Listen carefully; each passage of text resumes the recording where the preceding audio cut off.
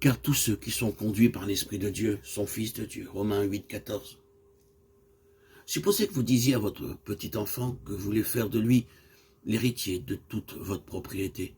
Serait-il capable de le comprendre? Non. Il ne le comprendrait pas.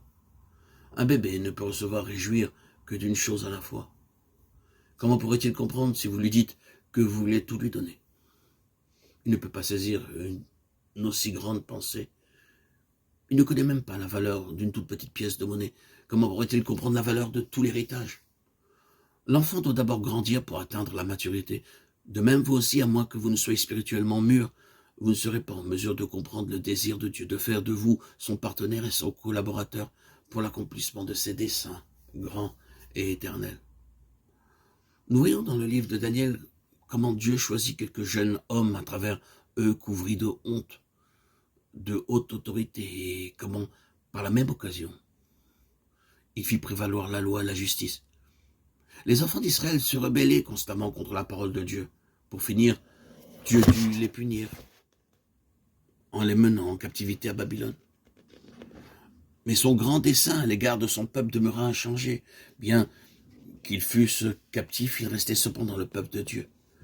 Dieu les aimait toujours. Cependant, Dieu ne pouvait utiliser que ceux qui répondaient à son amour.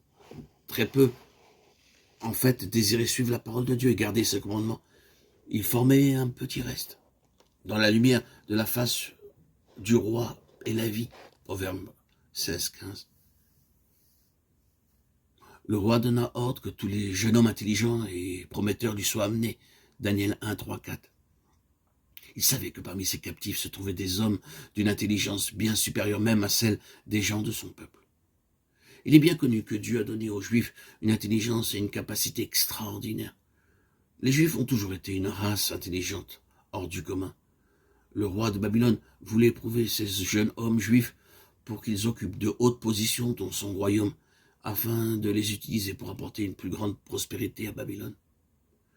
Ces mêmes jeunes hommes furent utilisés par Dieu pour anéantir les desseins du peuple de Babylone et délivrer les captifs.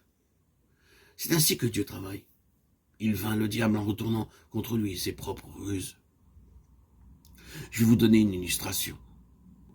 Les pharisiens et les sadducéens trouvaient toujours à redire des paroles du Seigneur Jésus.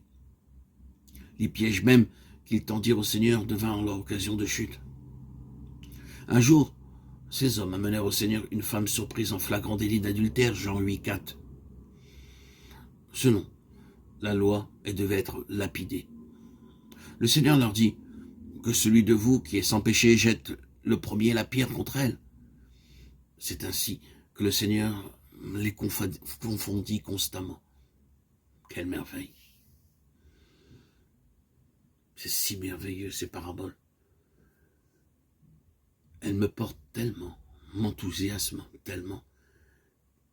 Quelle leçon, quelle profondeur dans une histoire si simple.